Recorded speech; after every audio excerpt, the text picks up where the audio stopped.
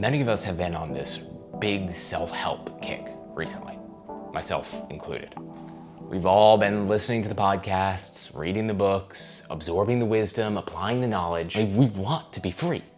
We want to actively design and build our most beautiful lives. What I'm about to say should not take away from this incredible fact. There's very little I appreciate more than someone trying to become the best version or most authentic version of themselves. On the other hand, how we choose to develop and grow ourselves often stems from this greater misunderstanding of what a spiritual awakening really is. Let's you and me run a visualization experiment here so that we can both grasp just how backwards our logic is here. So it'll help if you close your eyes. Imagine for a moment that you're standing in this wide open field, not a soul in sight. Vibrant, perfectly cut green grass surrounds you. And in the background, there are these just epic, jagged, snow-capped mountains surrounding you from all sides. The sky above you is absolutely electric blue. And there are just these beautiful, puffy white clouds bobbing on its surface.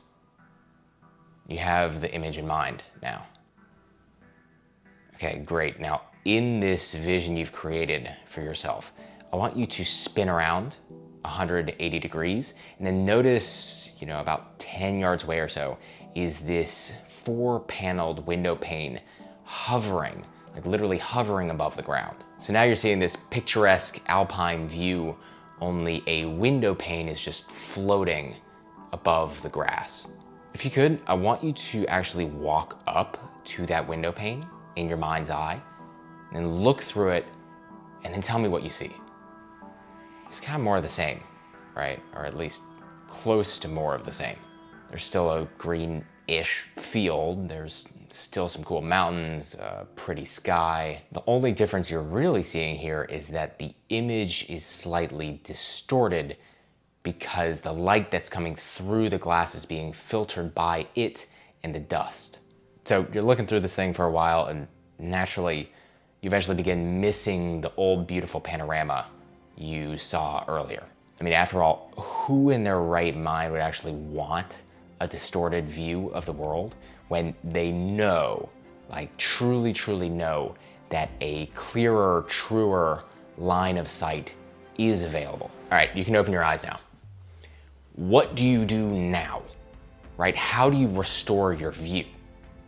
Well, most of us have been taught that the best method forward is just to clean the damn window, right? So in this story we're building, imagine now that you grab a rag and some cleaning supplies and soap and you get to work. So minutes and hours of this scrubbing go by until finally you decide to step back and check your progress. And when you do step back and you look at it, you're actually fairly delighted to see that progress is being made. Like light is now peeking through the window again, and your vision is becoming less distorted. Sooner or later though, your pride begins to fade as you actually notice just how much you missed, or as you notice all the little flecks of dirt that start to reaccumulate on the surface of the window, all those places that you had already washed. This dissatisfaction and even frustration begin to arise again. And the only thing you know to do is to grab the bucket and soap and get back to washing it. Days of this go by. Weeks, years, lifetimes even. Wash, check, over and over and over until you finally can't take it anymore. I mean, no matter how much work you put into this thing, something still feels off. The image you're getting is just not as beautiful as you remember it once being. You see the confusion. You see the madness of this person and this strategy. I mean, no matter how much time they spend cleaning the window, they're still looking through a fucking window. This is the equivalent of what all of us are guilty of doing when we identify too heavily with the self-help and human potential movements. Yes, we want more beauty. Yes, we want to rediscover the joys of our childhood. Yeah, we want to upgrade our lives, but we often go about it in an incomplete way. In this analogy, scrubbing the window is kind of like trying to update your personality structure.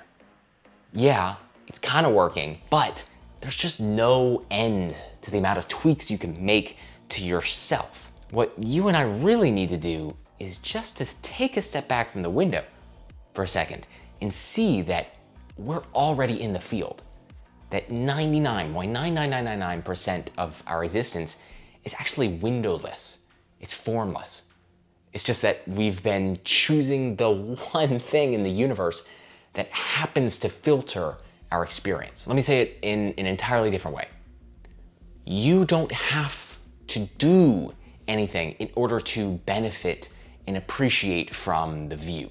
My friend, thank you for your presence, your attention. As always, it's appreciated.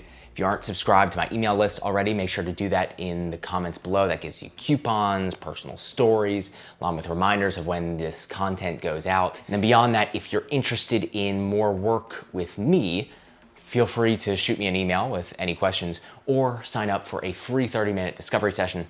I'm not gonna try to convince you or sell you on anything. I just want to get to know you, see if I can answer any questions, be of service to you. Otherwise, if you wanna like the video, make a comment, that kind of boosts me in the algorithm, helps me as a creator greatly. It's super appreciated. And then I'll see you here next Sunday. Peace.